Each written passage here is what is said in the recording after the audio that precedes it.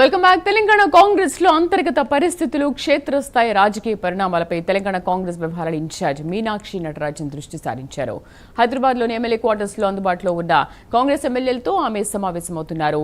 Sir పార్టీలోని group తగాదాలు, ప్రభుత్వ సంక్షేమ పథకాల అమలు, అలాగే నియోజకవర్గాల పరిస్థితులపై ఎమ్మెల్యేల నుంచి నేరుగా ఫీడ్బ్యాక్ తీసుకున్నారు.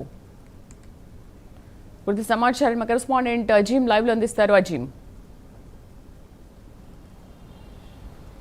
ఏఐసీసీ రాష్ట్ర వ్యవహారాల ఇన్ఛార్జ్ మీనాక్షి నటరాజన్ వరుసగా 4 నుంచి కూడా బిజీ షెడ్యూల్లో ఉన్నారు. మనం చూసినట్టయితే మొదటి రోజు ఏదైతే ఎంపీలతో అలాగే అందుబాటులో ఉన్నటువంటి మంత్రులతో సమావేశమయ్యారు. లాస్ట్ 2 రోజులు కూడా మనం చూసినట్టయితే గాంధీ భవన్లో డీసీసీ అధ్యక్షులతో 1-to-1 సమావేశం నిర్వహించారు. ఇక ఈ రోజు కూడా ఏదైతే అందుబాటులో ఉన్నటువంటి మంత్రులతో ఈరోజు సమావేశం అవుతారు, అలాగే ఎమ్మెల్యేలతో కూడా సమావేశం కానున్నట్టు కూడా మనకు తెలుస్తుంది. మొత్తం ఈరోజు 23 మందికి కూడా ఇప్పటికే అపాయింట్మెంట్ ఇచ్చినట్టు కూడా మనకు తెలుస్తుంది. ఇప్పటికే మంత్రి తుమ్మల నాగేశ్వరరావు వెళ్ళారు, అలాగే సీతక్క, పొంగులేటి శ్రీనివాసరెడ్డి వాళ్ళు కూడా ఏదైతే మంత్రిని కలవనట్టు కూడా మనకు తెలుస్తుంది. ఇక వీరితో పాటు పూర్తి స్థాయిలో కూడా చూసినట్లయితే పార్టీకి సంబంధించిన గ్రౌండ్ లెవెల్ నుంచి కూడా పూర్తి స్థాయి ఇన్ఫర్మేషన్ తీసుకుంటున్నారు. డీసీసీ అధ్యక్షులకు సంబంధించి ఆయా జిల్లాలో పరిస్థితి ఎలా ఉంది, ప్రభుత్వ పథకాలను ఏ మేరకు తీసుకుపోతున్నారు, పార్టీ కార్యక్రమాలు ఎలా జరుగుతున్నాయి, సర్క్ సంబంధించిన ప్రక్రియ ఏ మేరకు కొనసాగుతుంది, అక్కడ ఉన్న జిల్లా నేతలు సహకరిస్తున్నారా లేదా అనే విషయం డీసీసీ అధ్యక్షుల నుంచి తెలుసుకుంటే, జిల్లా ఇన్ఛార్జిగా ఉన్నటువంటి మంత్రుల ద్వారా కూడా జిల్లాలోని పరిస్థితి ఎలా ఉందనే విషయం తెలుసుకుంటూ, పార్లమెంట్ ఎంపీల ద్వారా కూడా ఆయా పార్లమెంట్లో పరిస్థితి ఎలా ఉందని చెప్పి కూడా పూర్తి స్థాయి రిపోర్ట్ని డీటెయిల్గా స్టడీ చేసి తీసుకుంటున్నారు. ఈ రిపోర్ట్ అంతా కూడా పూర్తి స్థాయిగా నివేదిక రూపొందించి ఇది ఏఐసీసీకి కూడా అందిస్తారు. సో